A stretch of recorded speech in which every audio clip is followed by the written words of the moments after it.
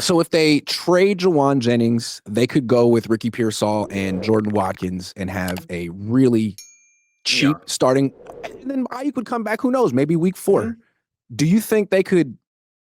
I mean, is that the best move, or do you think they should also sign a veteran as well, trade for a veteran as well, or just go young?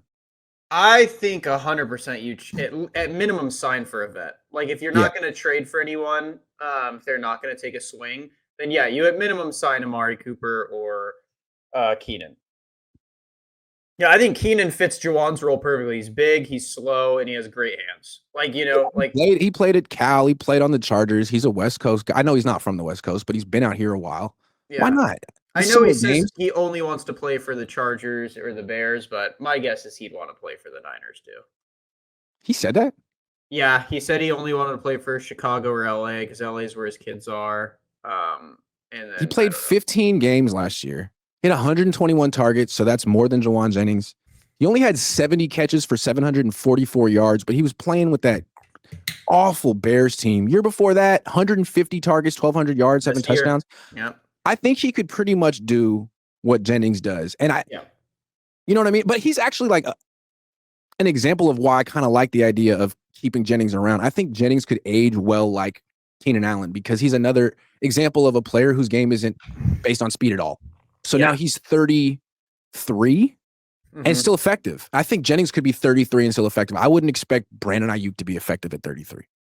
Yeah, I'm hoping Brandon Aiyuk's effective at 27. So, but yeah, I mean, it really is up to. I mean, he's supposed to be the Jennings replacement, right? Like Jennings was the Aiyuk replacement last year at X. They moved him over there, and it went pretty well, but he's still not a deep threat, and it doesn't really work. He's more of a slot receiver. So, expectations for Aiyuk this year. Matt Mayoko a few days ago went on the radio and said, "Don't rule him out for week 1."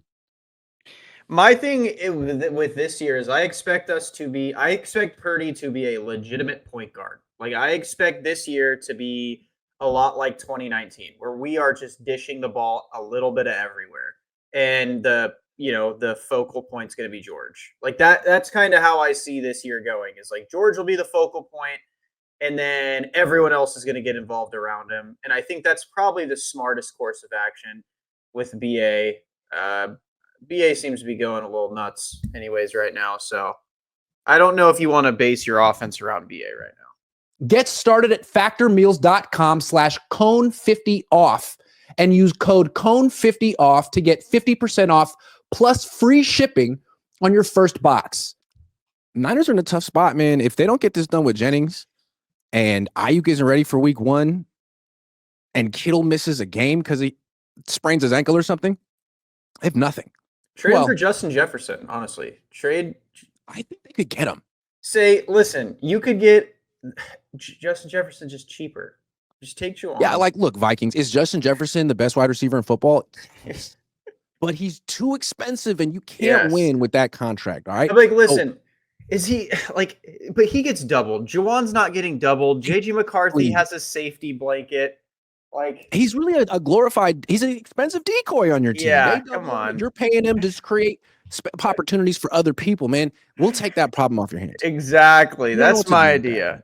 We just want to sell Justin Jefferson jerseys. You guys want to win Super Bowls, man. Come on. I think maybe that's where Juwan's coming from too. Is if I was him or his agent, I'd hit the T. Higgins angle. I'd be like, I mean, look at the Bengals. They paid 2 receivers.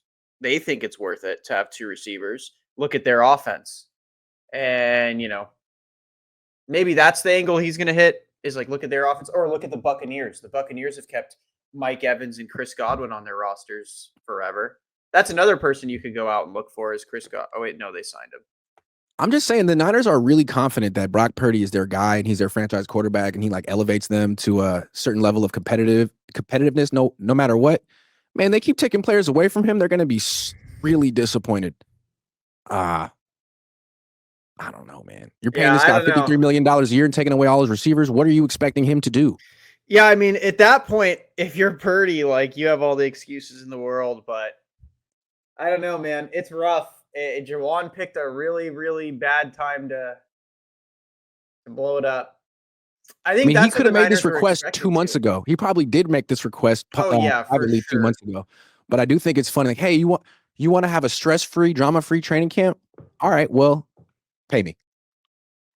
And I think that's what happened is he just got shrugged off, so he got pissed because he sees everyone else making most of their position. Like Fred makes more than anyone in his position. George, Purdy doesn't, but he's like, all right, I've been so cool to you guys. Yep. Come on. So I see both sides. I'm really impartial here. I'd be fine with trading him. I'd be fine with paying him. Yeah. The Niners drama begins. You just have to take more vacations. I know. Whenever I leave my house, Jeremy Price says, side note, why not go get Jai Alexander? He is because they got to spend their money on Jauan Jennings, apparently. He's also a Raven, so it'd be kind of hard. Yeah, Jeremy Price hasn't been following football the last 3 or 4 years. He's trying to slowly get back into it. I did a Cohn phone like 3 weeks ago. He was like, hey, man, the Niners should go sign Justin Tucker.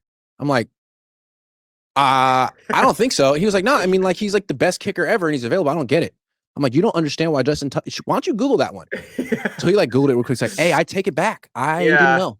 It'd be pretty bad.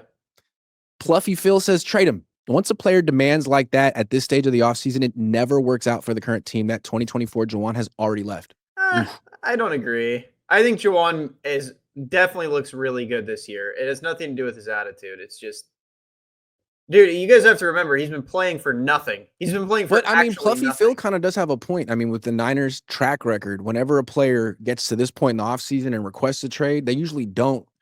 Even if when they get their extension in the Niners cave, they don't necessarily play great the upcoming season.